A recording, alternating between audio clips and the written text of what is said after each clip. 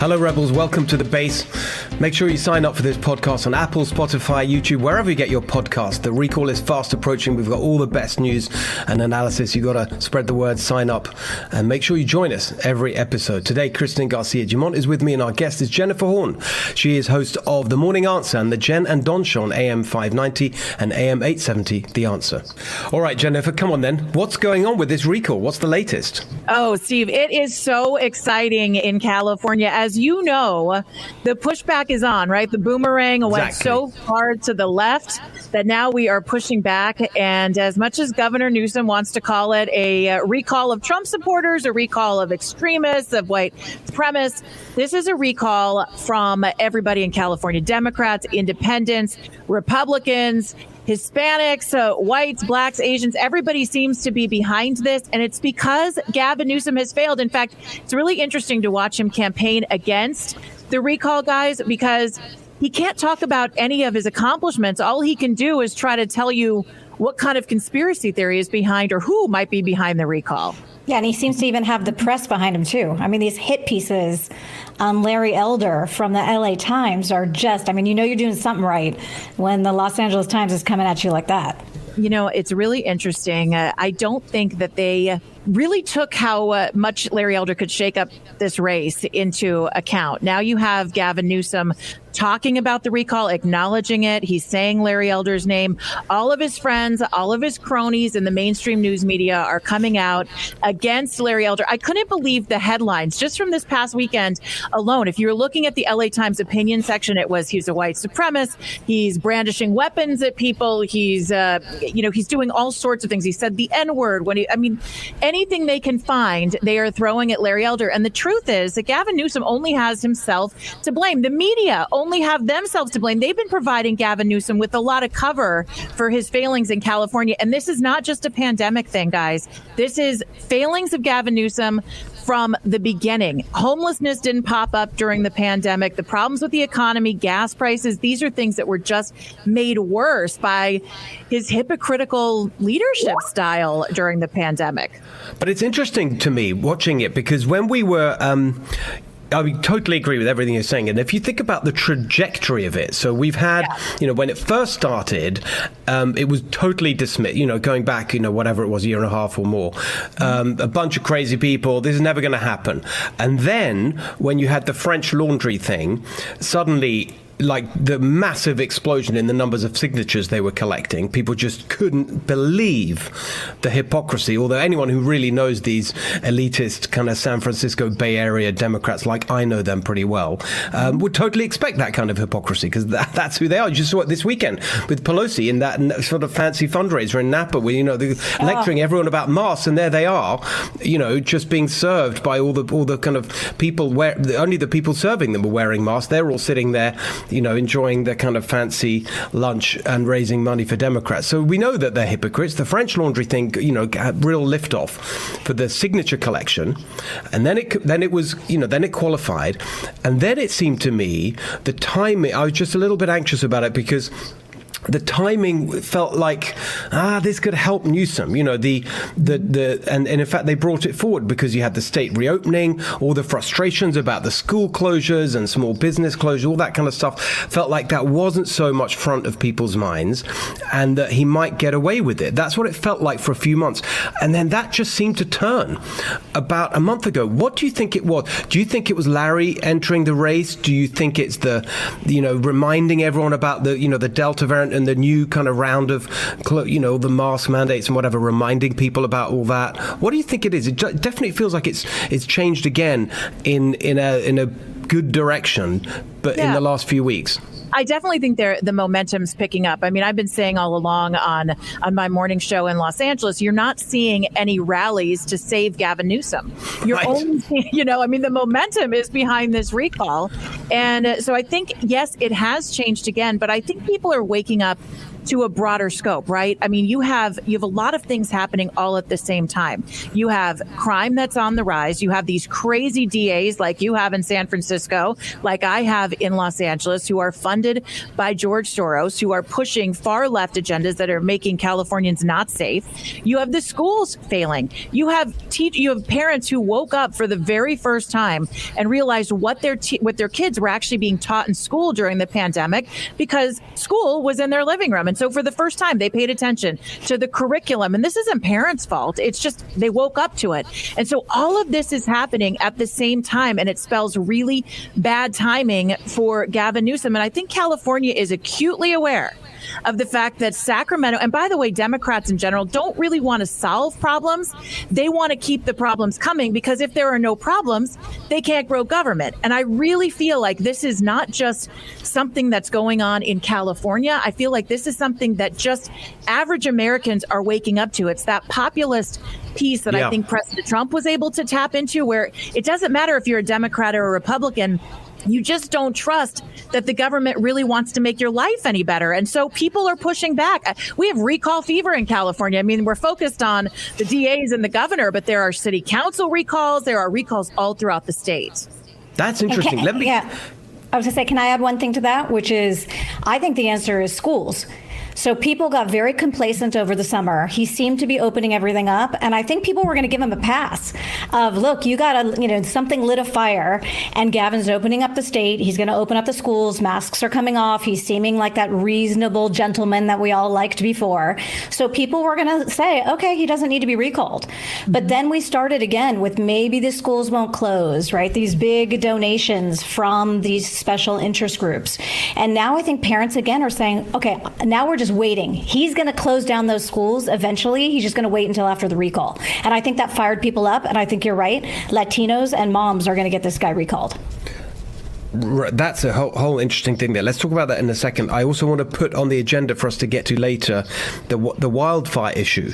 There was news on that today with the state legislature just sort of cancelling its kind of oversight hearing on how Newsom has handled that, just to try and protect him. So we'll get to that in a second. But Jennifer, I want to ask you about this.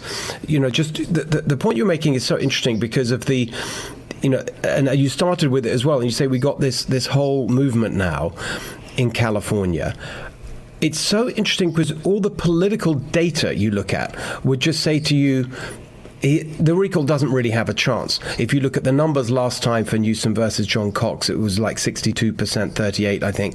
And then the party registration, there's an overwhelming balance in favor of Democrats. You look at the congressional districts, you look at all these numbers, the sort of classic political indicators, and you say it's such an uphill struggle. And yet it feels like this is really going to happen.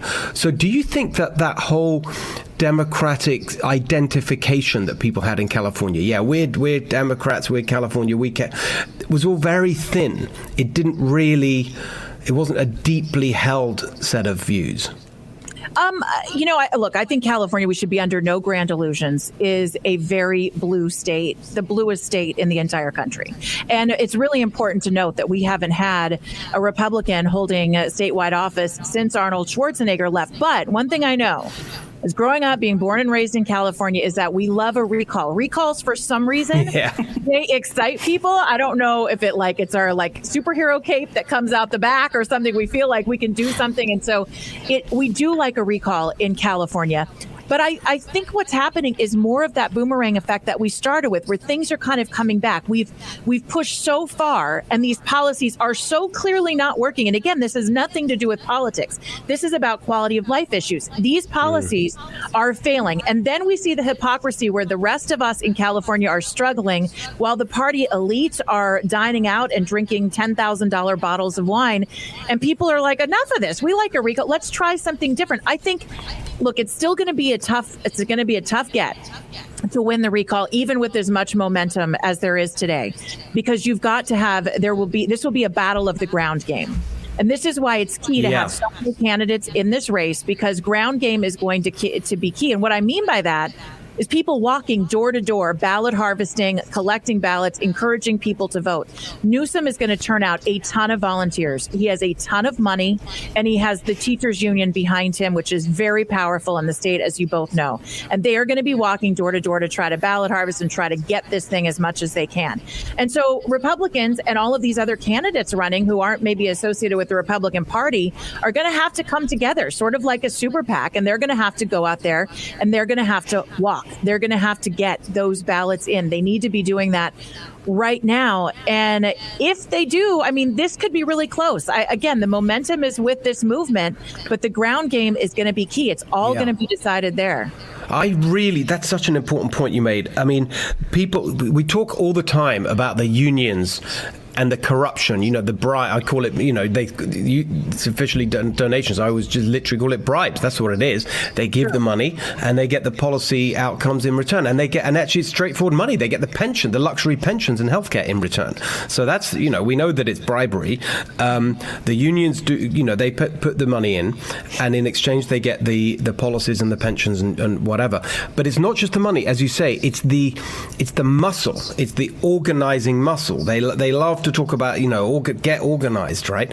And so do you see any sign of the candidates? Because you've got basically, 9 or 10 Republicans who you could say, obviously Larry Elder, clearly the front runner, all the polls show that. And then there's a few others. We had Kevin Kiley on our show. He's doing great. You've got Caitlyn Jenner, you've got John Cox, Kevin Faulconer, like reasonable, plausible candidates, not kind of complete unknowns, people who you could imagine, being taken seriously. 9 or 10 of those, I guess. Is there any sign that they will come together to kind of at least get the right answer on the first question in terms of that kind of ground game? There's not a lot of time left. What are you hearing? This is what they have to remember. So oftentimes the Republican Party in California, we spend more energy and time attacking each other than we do keeping an eye on a target, right? And so I think this is what disappointed people about John Cox last time around, is that he spent a lot of time campaigning against Travis Allen when he should have been campaigning against Gavin Newsom. And I think there was some disappointment there. But this is a new John Cox. Certainly, Larry Elder brings some new energy to the race. Kevin Kiley, I think, is really key. I was really glad that he got into the race because he brings with him a lot of young energy and a lot of volunteers. He's got about 20 or 30,000 volunteers already. So regardless of whether you think he might have a chance to pull this off, he is going to have that structure that the question one really needs, right? We need those people to go out there and walk around getting people to vote yes on the recall. I think Larry Elder, because he's done such a good job at fundraising, will be able to bring in volunteers. There are a lot of people organizing by him. But my fear is because he got in the race so late, is he going to be able to get that structure up to speed where it needs to be during this process? Because the ballots are already out. And that's another thing I think that's really important to point out. If you listen to Gavin Newsom, every time he talks about this recall, what does he say? He says it's an all mail-in ballot election. That's a lie. You can go and vote on election day. You can go vote for early voting. You can go in person. But for whatever reason, and this is part of that grand scheme that I think everybody's sort of questioning about the mail-in ballots across the country, why does he keep calling it all mail-in when it is not? That's a big piece of information where a lot of listeners that I have to my show have come up to me and said, how do we vote in this thing? Can we come and do it in person? The answer is you can, but for some reason they're not focusing on that. And it's telling, I think. Well, Jennifer, can you address that a little bit? Because there's been a lot of news reports lately that are troubling about, people stealing ballots. They just found somebody with a gun and drugs passed out, and there are 300 cast ballots in his car. And so people start to get, I think, a little defeated and feel like the fix is in. It's just a cheat. A lot of that Georgia energy I'm hearing in California again. And so, I think it's really important people still actually go to the polls and actually vote. But, what's What's your take on a lot of the shenanigans going on? I think there's so many people who just question the system in general, and that's just not in California.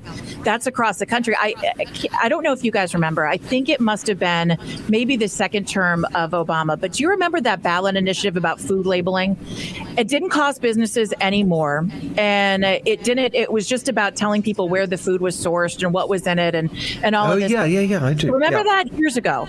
Everybody that I know that I ever talked to, Republican, Democrat, anywhere in between in the state of California, all supported that. But yet somehow special interests started throwing some money into it. And lo and behold, it got defeated. And ever since then, it's like you kind of question. And then, of course, we had Trump in 2020. We had all of these things where people start questioning the system. And I think that does matter. I think that does suppress the vote.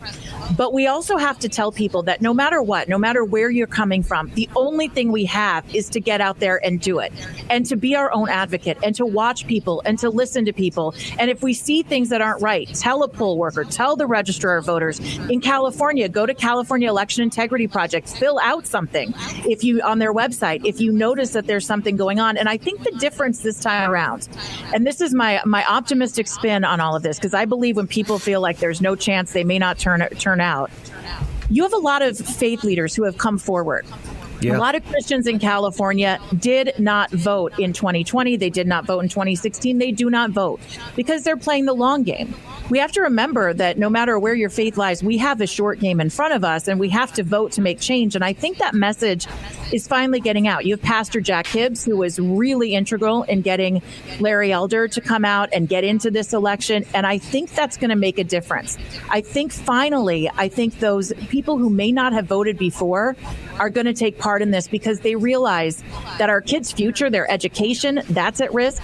And that if we don't do something, it's going to be very difficult to stop the slide in 2 or 4 more years. And it's just that sense that I think because it's a recall and it's on its own and it's not this kind of complicated thing with the legislative, there's all the different legislative district and the Senate and the Assembly and the governor who does whatever. It kind of focuses it, right? It just says, look, I'm pissed off. Right. I think they're getting it wrong. I want a new direction. Mm-hmm. And actually, we know that the governor, I had Larry on my show on Fox this weekend. He knows perfectly well. So does Kevin Kiley. The governor can't do everything on their own. They need the we understand the complexities of actually making policy happen. You've got the state and local and whatever.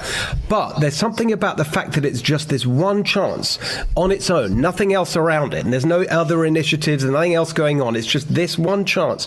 I think that's helpful in making people just feel like, yeah, this is the moment when I say I've had enough.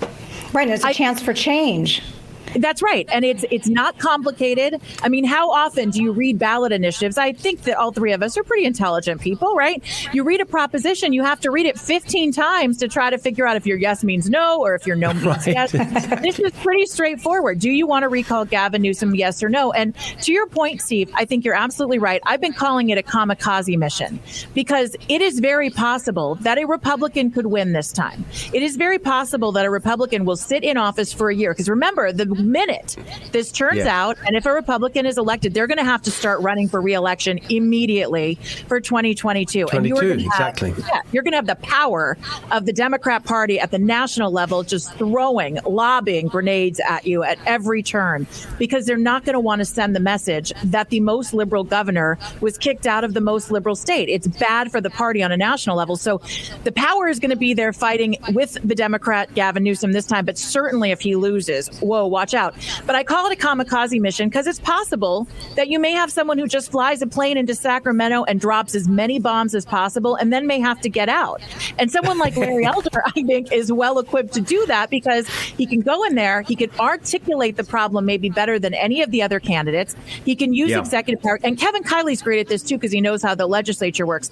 But you can't have a candidate, and I'm very wary of any candidate who says that they're going to go in and work with the state legislature because that's a lie. That is a lie to California. The legislature is going to be out of session. You're going to have to bring them back in. And not one Democrat in the supermajority is going to want to work with the Republican who recalled Gavin Newsom. So you have to have someone who's ready to go in there and shake things up and not be worried about their political future. They have to go in and do what they can do in a short amount of time. Well, we've got, Larry, we're excited to say that we have Larry on the podcast next episode, so we can ask him about all of this. I mean, but two of the things that really stuck in my mind that he said on the Fox show on Sunday night when I talked to him was that exactly to your point, he's got, he's pretty, in terms of dropping bombs, like he's got two that he said he was going to do right away, and there's a third I will mention. He said declaration of emergency. So he's going to use the emergency declaration that Newsom has used to sort of, as I put it, actually, when I was reflecting on what Larry said, Newsom's used these emergency declarations to hurt people, to hurt kids and families and small businesses. He's going to use them to help people. So he said he'd use that emergency power on homelessness and wildfires.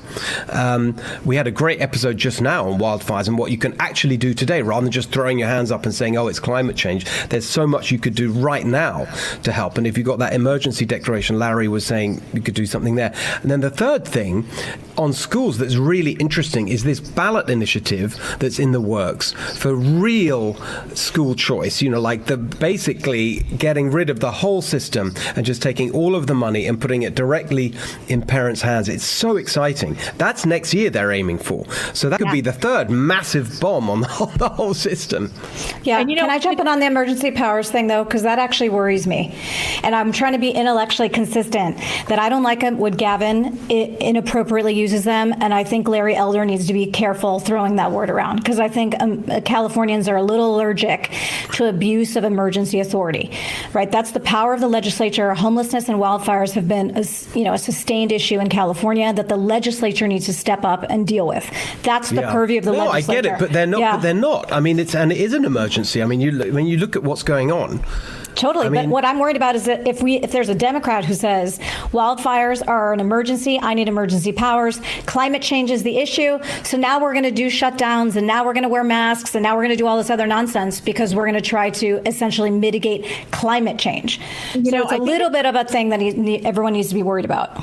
It's a little, and I totally respect being intellectually honest, because we have to get some of that back at some point. But this is a war in the state of California, and we have to fight back with a little bit of what we have been given over the last, the last 20 years in California. But I'll tell you, this pandemic state of emergency was self-created. I mean, the truth is, yes, coronavirus, very serious. You'll not find me. I had it. I recovered from it.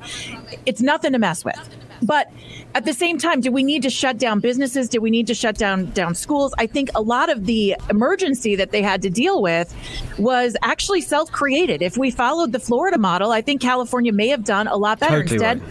We sent a lot of people home, which is where they were getting sick, and we still lost maybe even more lives with a much younger demographic in California than they have in Florida. And so this was a self-created pandemic. Water, homelessness, those are real emergencies that are going on right now. They are, by definition, needing to be dealt with the state of emergency order. So I think it is a little bit different, because with COVID, I feel like that was very self-inflicted. They told us how bad the problem was so that they could try to fix it, and they fixed it in all the wrong ways. Here we have problems that already exist that we know we have to do something about. I really agree with that. I really do, because okay, I mean, look at on the wildfires. Let's just talk about that for a second. I mean, that's the definition of an emergency, and you get FEMA involved. The E is for emergency, right? Right. And so in FEMA. And so there's no question that it's an emergency. Funnily enough, the Democrats don't want to think of it as an emergency, because they want to think about it as this long-term as an excuse. So last year, do you remember Newsom's response in the middle of the wildfires was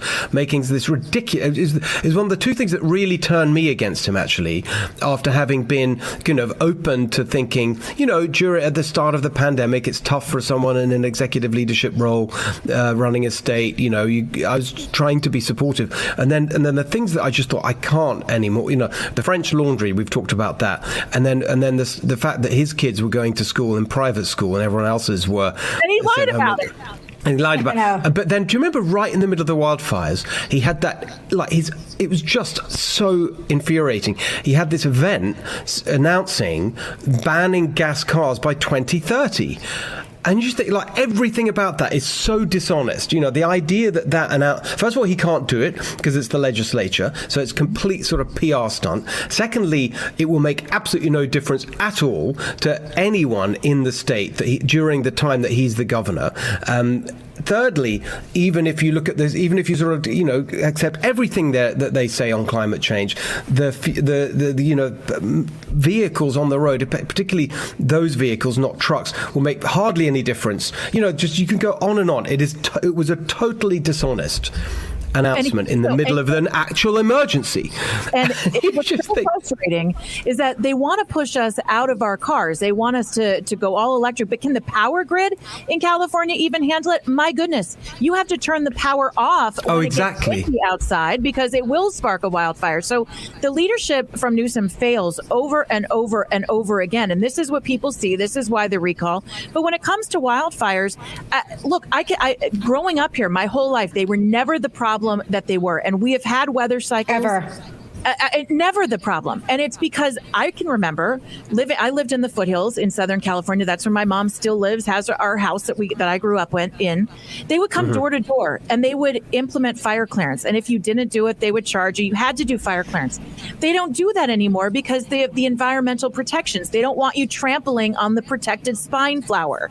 And so they stopped all of that forest management, and they laughed when President Trump said, just clean the floors of the forest. He may not have said it in the right ways, but what he is talking about is very real. It's legitimate. And we've stopped doing it because of all of the kowtowing to environmental groups that have taken over and lobbied Gavin Newsom and all the Democrats running Sacramento. And we don't hold PG&E to account. So Gavin Newsom waived that $200 million fine.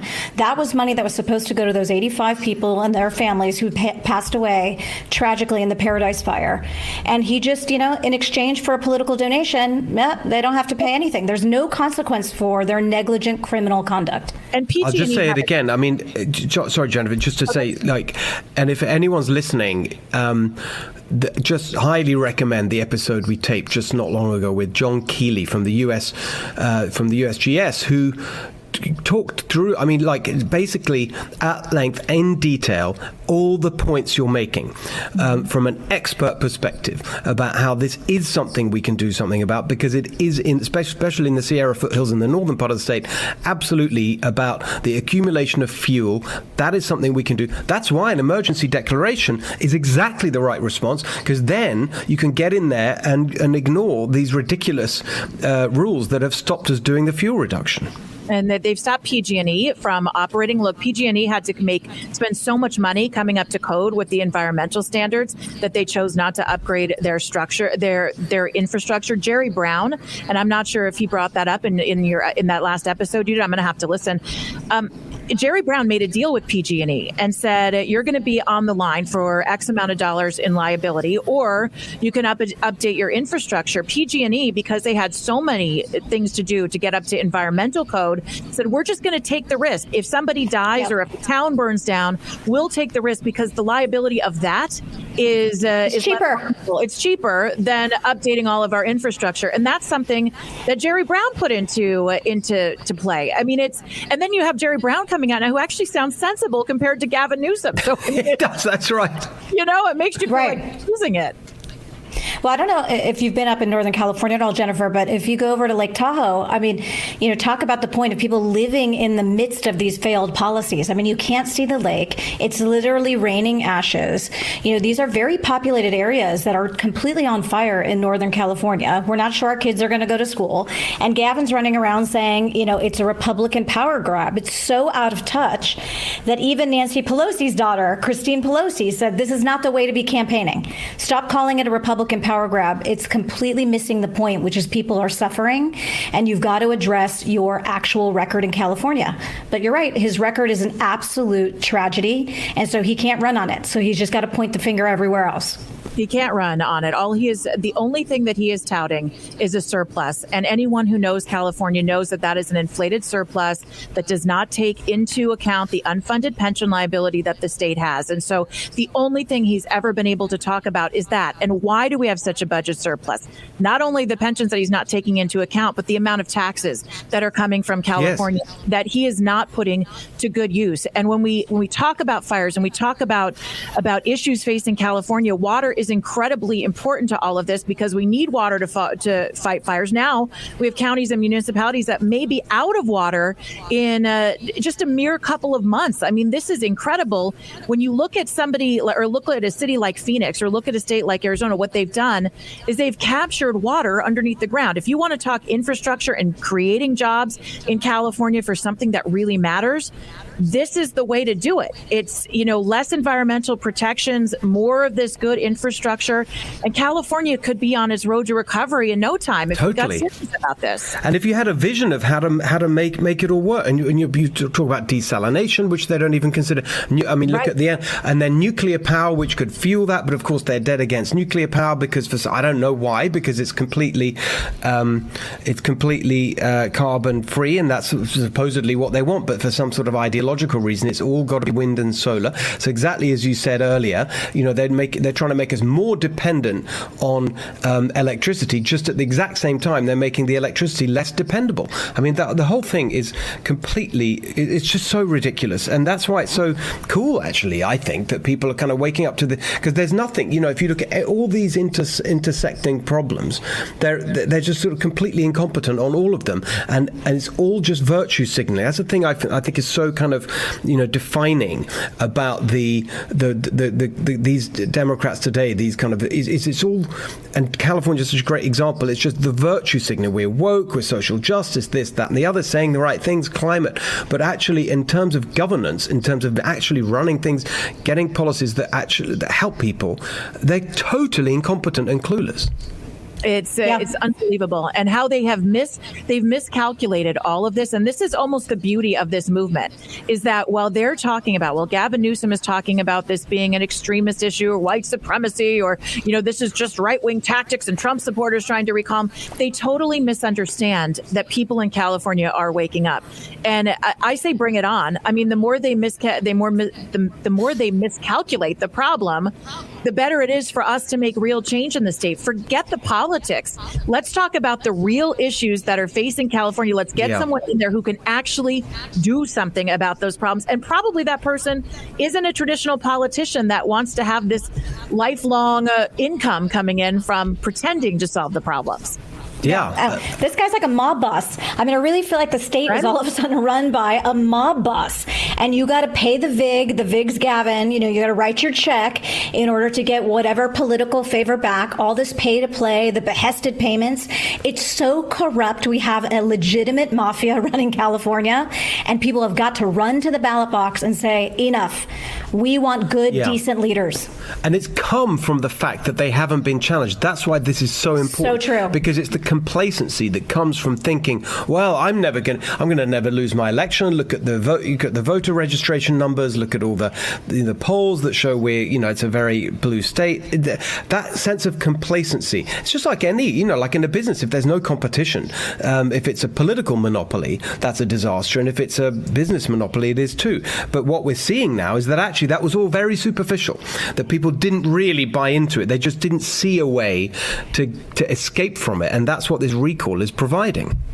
It really is. And if you look at, I mean, people are waking up, not just in this race, but all over the state. I mean, you have people like Adam Schiff, you have people who are in Congress who've been Maxine Waters, who brand names, right? They get elected time and time again, and no one has really challenged them.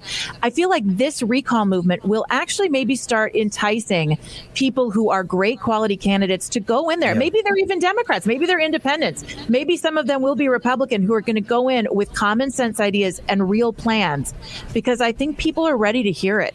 It's just gone on too long. There are too many problems, and people's quality of life, it's starting to suffer. I mean, the fact that more people are leaving California than coming in, that's a story in and of itself. Exactly. Well, imagine that. Imagine real people with real plans and competence to execute them actually getting into power. Can you imagine? Well, if there's one thing we can take from this conversation, I think that is truly at the heart of this. That's really what this is all about. Is actually is not political. It's this basic kind of frustration with utter incompetence on the part of the people who are supposed to be in charge. I think we're out of time. We're going to have to leave it there. How great was that? What fun. First time we've met, Jennifer. I really enjoyed that. It was great to see you. You guys are fantastic. I'm so happy that you're doing this. California needs the attention, and I can't wait to listen every new episode. Yeah, exactly. And I hope you can join us again as we watch this recall and its aftermath. And we're here for the long term because whatever happens with the recall, these issues aren't going away. This movement isn't going away, and we'll be there hopefully to help build it and help it along. Thanks, Jennifer. Good to see you. What happens in California goes to the rest of the country, right? Thank you, guys. Well said. All right. Well, that was a great conversation. Thank you to Jennifer Horn. Thanks, Christian Garcia-Dumont, for being with us. And thank you for listening to this episode of California Rebel Base. Make sure you subscribe on Apple, Spotify, YouTube, wherever you get your podcast. Leave us a 5-star review. That really helps us get the word out. As you can see, there's a lot going on. Crucial weeks ahead leading up to the recall. Guess who's here next episode? Only Larry Elder. You can't miss that. Join us at California Rebel Base.